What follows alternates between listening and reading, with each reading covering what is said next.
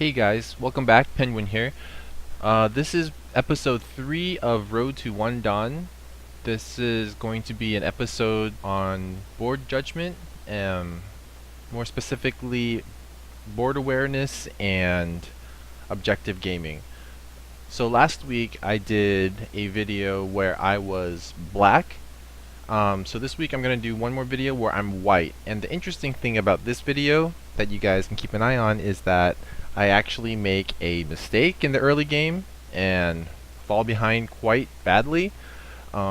This is actually going to set the pace for the rest of the game, and I just wanted to emphasize how important the early game and making correct decisions in the early game really is. There are no wasted moves in the early game. So we'll jump into this game real quick. So black is KGC 6175, 18k. He's actually pretty good. I don't think he's 18k. He's probably like SDK or Don. I play white, take the corner. Black takes his corner. White takes the corner. Pretty solid opening. No weaknesses just yet. Black defends the corner in the correct direction of play. So right now, neither player has any weak groups. So just corners and a strong group here. Black has a weakness in the sense that he's got a formation coming right here. So he's trying to, let's see, he's trying to build up this. So that's a weakness in his formation. White doesn't really have any particular formation just yet, so white doesn't really have to defend. White's just going to attack, I believe, and pressure the corner. Yep. Black counterattacks. Since white only has one weak group right now, of course, white plays out the Josagi because it turns out that white defends everything. Now, I know there's a bunch of different length extensions. I personally prefer the really short and solid one because it leaves no weaknesses. It's not as fast, but at this stage of the game, I feel like 1 or 2 points isn't a showstopper, at least for my level. I actually prefer not having to defend immediately if they do something. I think in the end I still do it. I still defend, but no matter what he does, there's no way he's killing this shape. I am literally a white island in between his two groups, so I pretty much fulfill my objective by playing this one move here. And I just happen to like this safe move and try to get Sensei to play again later. Black presses me down. Fine, I defend because I want to be solid, so he can't pressure me from this side and get points. Black extends. So at this point, again, no one has any weak groups. Just strengths. And here's where white potatoes. This move, for some reason, I thought that there was a weakness here. It looks like there's going to be a weakness here, but now that I look at it more closely, there's actually no weakness. White pretty much throws away a whole move.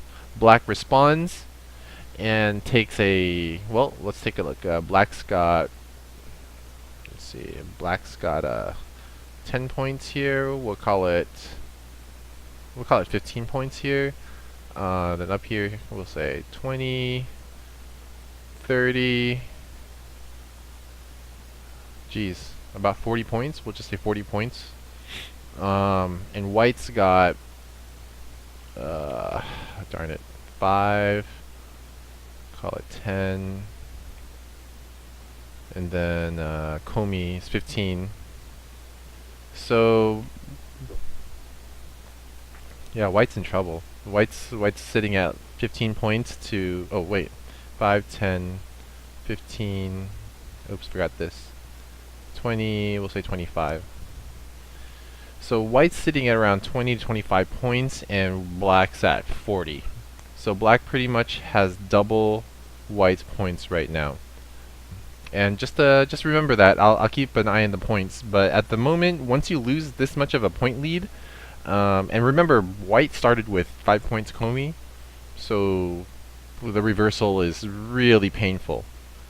White plays a move, takes the corner, reduces the top side, because now that this group is, or this stone is pretty much dead, it it's not gonna live by itself, but it is worth a lot of Aji.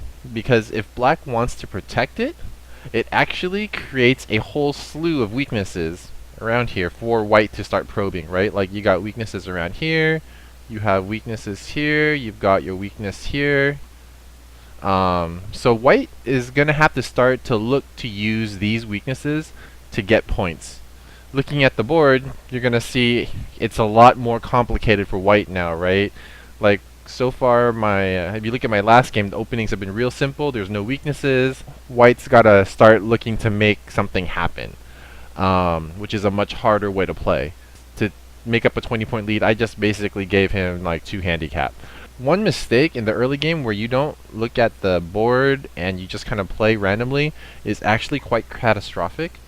That's what I mean by you have to have a game plan in mind for every single move. One move is actually game losing. Imagine 20 points. In fact, I think it's like a 25-point turnover because I had Comey. This is a 25-point turnover.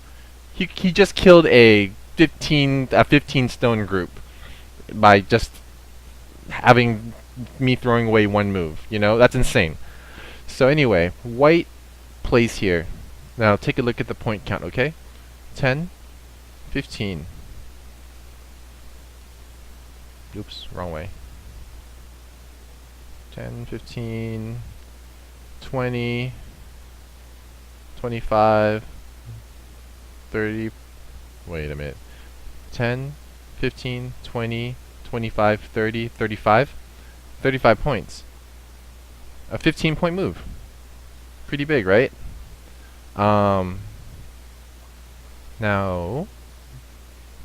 just remember that. In one move, I played a 15-point move. Okay? Black doesn't want me to harass this. He plays a 10-point or a 5-point move. So white just took 10 points. Do you see that? So let's do a count real quick. Let's do a count. This will be black 5, 15. We'll say 20, 25, 35, 40 points. Okay. White has, where's my cursor? 5, 15, 20, 25, 30, 35 points. See how the gap closed up so much by just a single move? Like, decision making, when white makes better decisions than black in the early game, it's like you're literally getting kills. He's defending a strong group. I mean, this is so strong. And that's the issue, right? Like, he's not addressing a big area. He's not addressing a weakness. He's like worried about a future weakness and playing there. He's just really scared, even though he's so strong. And I don't think in the 3 steps there's anything that says defend strong groups. White says, fine, you defended a strong group. I'm gonna, again, play in the big area, defend my corner. Another huge move, right? Another 15-point move, I think. 10, 15. So another 10, another plus 10. Let's see what black does. Black plays another plus 5 move.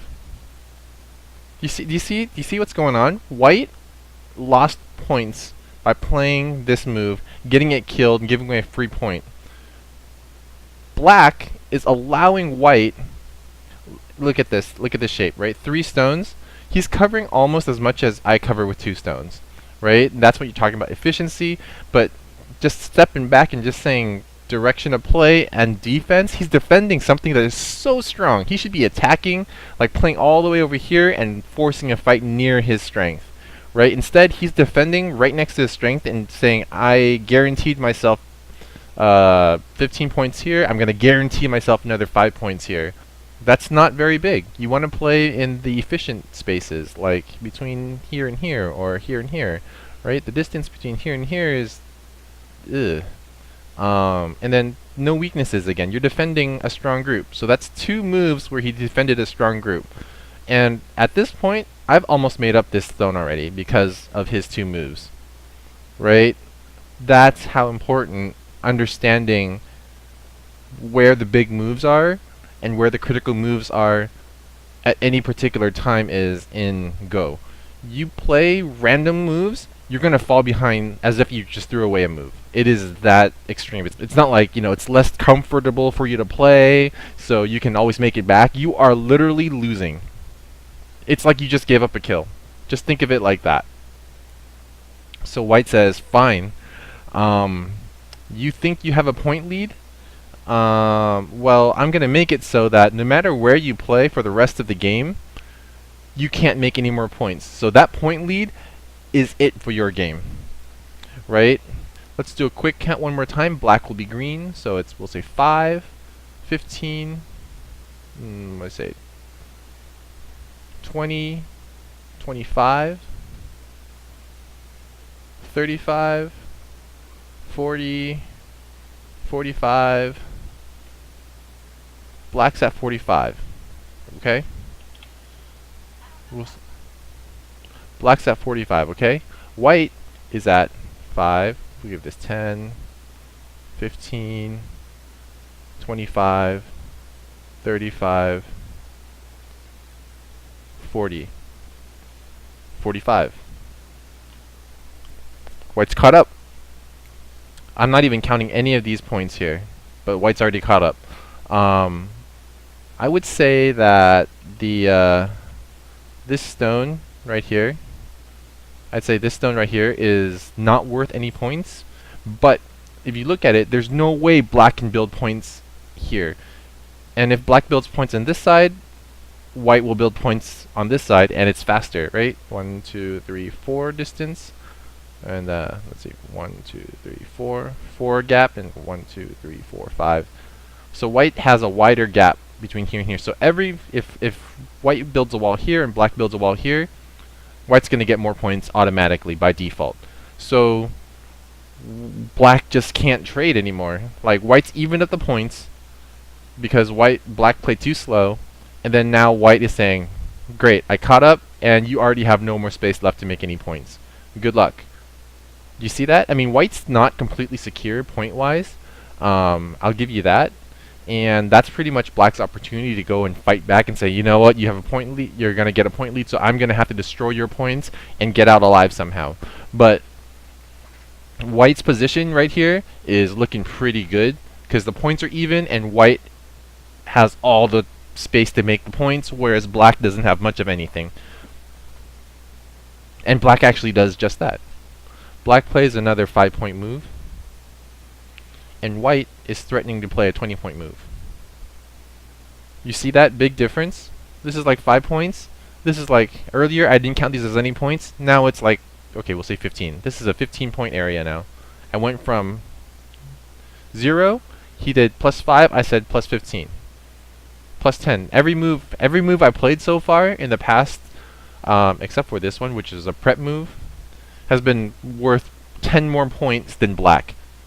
So if you're trying to figure out what does it mean by efficiency in Go, this is what I'm talking about, efficiency in Go. Making way more points than the opponent because I've already prepped my board. You see that? Black defending his territory, and white's all like, cool, that's fine. I don't have any weaknesses anymore.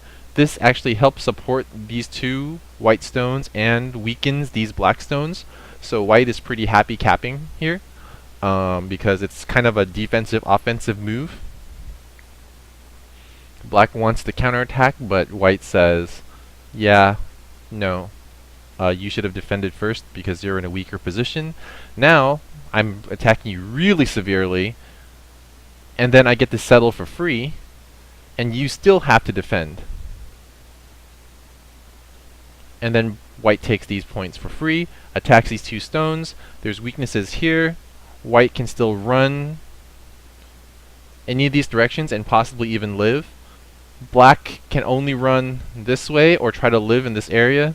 I think white's looking really strong right now. Point-wise, I'd say black's actually behind because white just turned this into territory.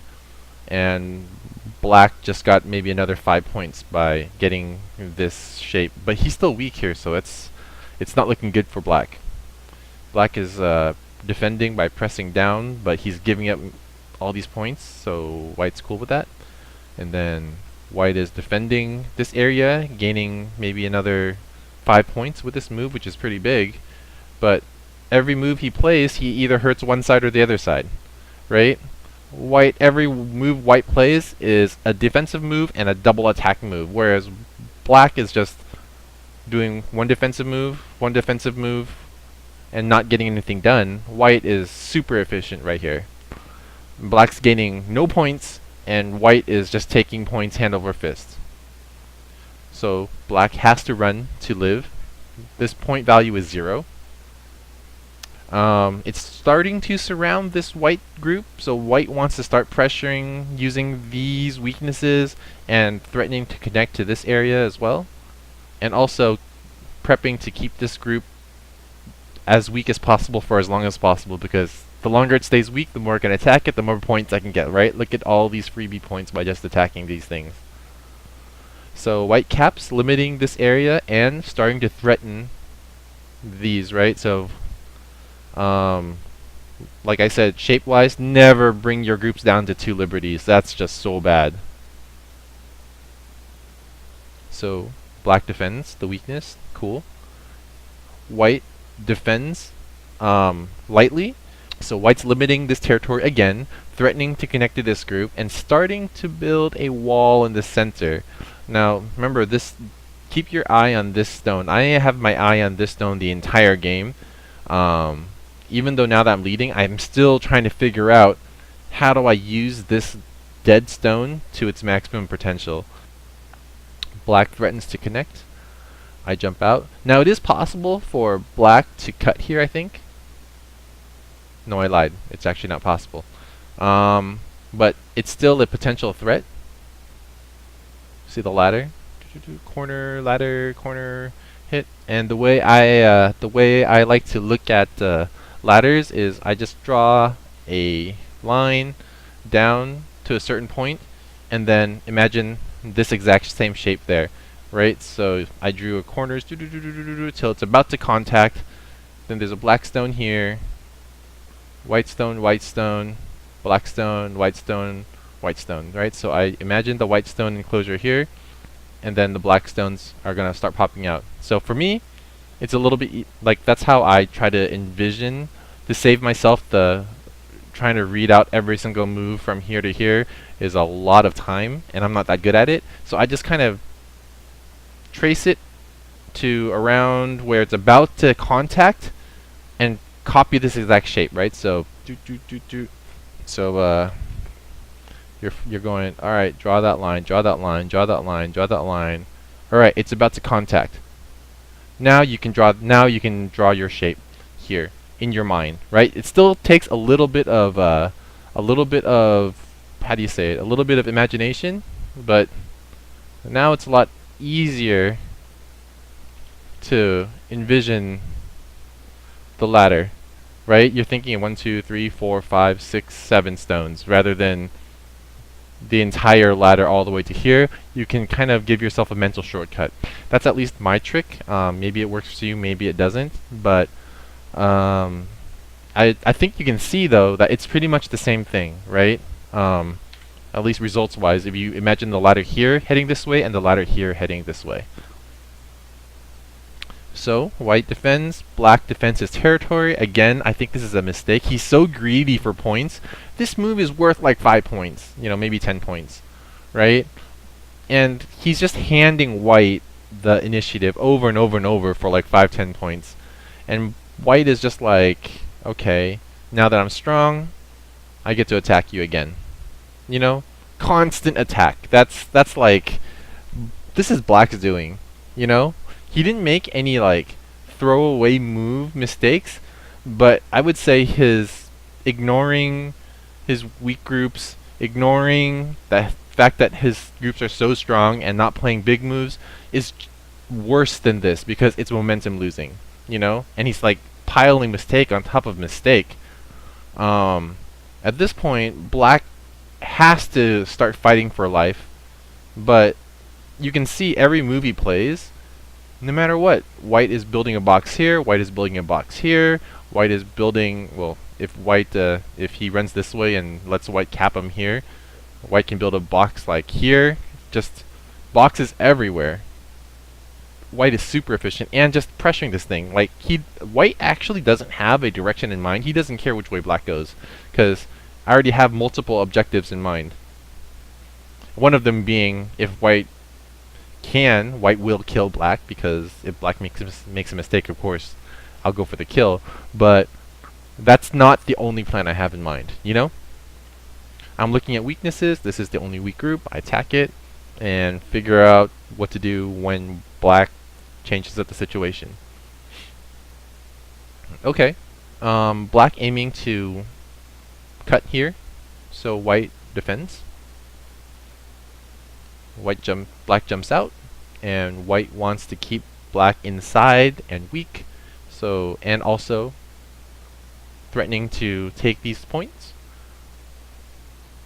The same thing, white is trying to keep black in, threatening to seal him in, possibly kill him, but also containing these points. Fixing the cut, fixing the cut, fixing the cut, protecting the corner, keeping black sealed in. It's all very simple at this point, and it's simply because I had a direction in mind, and black can really kind of jump around, but my game plan was already set, right? So everything here was pretty much started by white's attack here, by hitting the corner, right? Afterwards, because white had a clear plan in mind, there's not too much black can do unless black completely reads a unique sequence that white never saw. But in this case, don't think so, because white prepped really well and is just really strong, and every move white makes is worth points. Before, look, I didn't have all of this.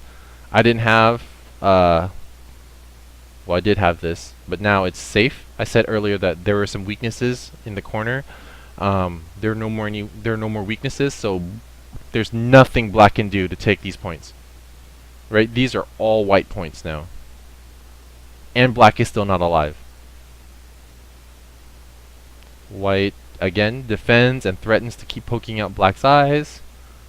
Yep, defends. Defends. So, black knows he's behind and is now desperate. At this point, I could try to kill this thing, or I could just solidify my point lead, which is the safest way to go. These stones are probably alive, so my stones here aren't actually that critical anymore. So I'm just gonna keep taking points. I think what I do here is actually a mistake at this point, but I really didn't want black to live here because I felt like it would make too many issues.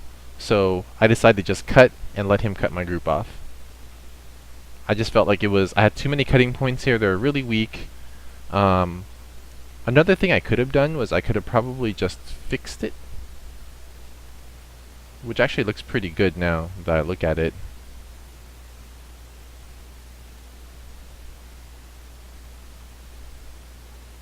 But then black just lives in here, and you know, white's result is whatever.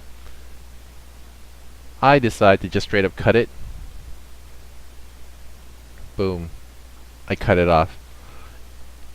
Right? I sacrifice these groups. Black can maybe play here and start taking the center, but again, white is so solid, he can trash the center. You know? Like, maybe that's... White's just gonna start trashing the center. You know, and taking points the whole time. These things here are just really annoying for black. He's gonna have to kill them and squeeze them, and I felt like that was a more worthwhile result by having this solid point lead. There's no way black can win at this point in the game. But maybe it was too lax. I don't know. If a really strong player happens to see this video, let me know what he thinks. Black plays here to threaten to cut. I think black doesn't realize that white is already decided to throw these 3 stones away when he connected here. So he's giving white the opportunity to threaten to kill these 3 stones and force black to kill them. That's I think it's called a squeeze, a technical term. So white gets 2 free moves, takes all of this, and black still has to defend because these 3 stones are key to killing these 2 stones now.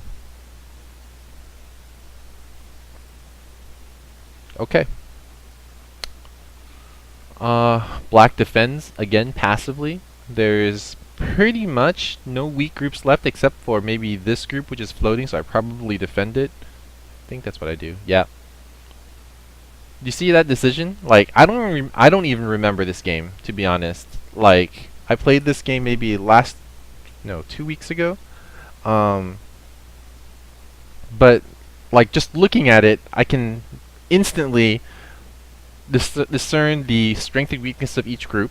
I say go strong, strong, strong, strong, strong, strong, kind of weak. So I already know I'm gonna probably fix my weak group, right? I mean, that's pretty simple and straightforward, but you'd be surprised how many people don't do that.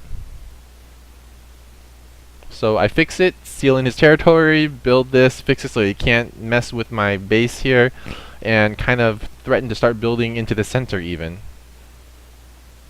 Again, all great things, right? Black starts playing endgame moves. White defends his center, connects, everything is nice and safe. Black plays another endgame move. White knows he's ahead, so just defends his corner. This corner's fixed. White is actually pretty happy. And, yeah. Black is desperate. This move is almost exactly the same as this one. Black can just cap and seal him in, and I think that's what I do. Yeah. Yep. Dead. I just kill it. I don't get greedy. Stay strong, my friend. Connecting, staying strong. Okay. Now, this stone starting to show its worth, because I am literally... Black has to keep defending this area all around here, because if white gets a free move somewhere, this stone can suddenly start activating. So white is actually getting just a ton of like nice moves around here. Boom.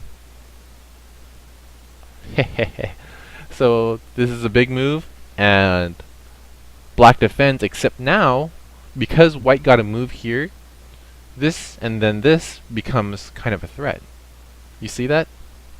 Because, well, I guess this is a more difficult reading, but reading is what happens when you mess up and you throw stones away. You have to start using them in weird ways. So it's another reason why I'd say the steady, strong openings are much safer, right? And one mistake can cost you the game. It's just a very shaky and unsecure way of playing if you haven't really trained it. So white sees the weakness, right? This is a huge move, but white is gonna start trying to attack and pressure this center white stone early on now. There's a weakness here because white can take these 3 stones, so white leaves the gap. Black actually didn't realize that this is sente, so white attacks. Black defends. White connects. There's a stone now, cutting points all over the place. White took profit here. Of course, white extends. Black defends the cut because the cut here works. Now, look at this. More and more stones are starting to get close to this dude here. Hehehehe. White threatening to connect these groups in here. Getting really close to this white group again, and there's a cutting point here with these white stones here, just causing trouble all around, which is nice. White threatens to connect. White connects here, still pointing at this group, this cutting point here, because if you look at it, if white plays here, it's actually a threat, right? If white tries to do or black tries to do anything, these 3 stones can die. So we'll see what white does here. So black is threatened by this weak point right here. Black defends. White restricts his liberties. He sees that black has liberty shortages and starts messing with it. Black cuts, and white continues to reduce the liberties. Black says, boom, connected, these 3, out. Your group is down to 2. I'm like, nice. And then I start poking here. Remember, threatening to connect these 2, black has to connect here, right? But earlier I said this move, since black didn't defend, he didn't realize that he now has a weakness where there's 2 liberties only. And see what happens with 2 liberties. Watch. 2 liberties. Black has to go back to defend once, leaving white to play one more move, getting an extra liberty here. 3 liberties. 2 liberties. 2 liberties. Black's in trouble, because he has to kill these stones off. Check out what happens. So he has to extend his liberties because he only had 2. Push him down to 2 liberties again. He extends. Push him down to 2 again. He has to kill these 2. And now he's done. Because these 2 stones, which were about to die earlier, boop, threaten, boop, connect, and kill. I don't expect you guys to be able to always read this stuff out, but I want you guys to not get yourselves into this position in the first place, I guess. It's kind of hypocritical of me to say that, because I kind of got myself into this pickle even against the 16Q, but do as I say, not as I do, right? This type of situation is kind of crappy, because, I mean, I played this fight out. You guys, anyone who wants to take a look at this fight and maybe replay the sequence and can find a way for white to get killed, be my guest, because I'm sure there's a ton of ways for white to have lost this fight. Black just didn't happen to play it, but you know, it's definitely a gamble, right? If white didn't get this kill, maybe white wasn't able to get this lead out here, and this is just game losing right there, right? Losing 20 points in one go, and if you're close to each other's skill levels, 20 points is like giving some guy your same rank 2 handicap. You don't want to do that. But anyway, now this game is pretty much over. I'll play it out for you guys. Oh, that's big. Just so you see the end game, but game is over. Connect.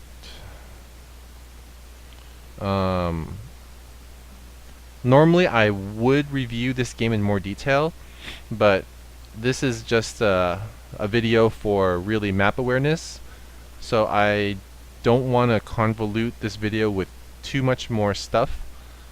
I just want to focus on my teaching material this particular video. Okay? Just all endgame stuff. All endgame stuff.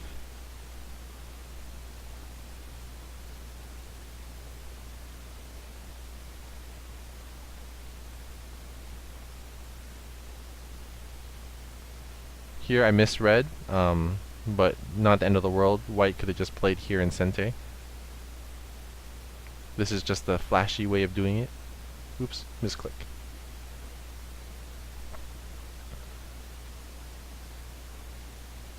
And yeah, I think that's it. Just to give you guys a score estimator. White's up by 70. Anyway, thanks guys for watching this video. Next week, I'm thinking of doing, maybe I won't do a game review next week. Maybe I'll just do a summary lesson on map awareness and board judgment one more time. Do some quick slides and put it into words so you guys. I really want to pound the topic in, and then after that, I'll probably just touch upon it when we go over games. I won't beat it into the ground as much, but I feel like it's such a critical. It's not even a theory or technique. It's like a way of thinking for you guys to improve in the game, right? Like you guys have to just start thinking like this in order to get better at this game. Um, and that's what I'm trying to impart to you guys. So anyway, have a great day. Thanks for joining, and I will see you next week.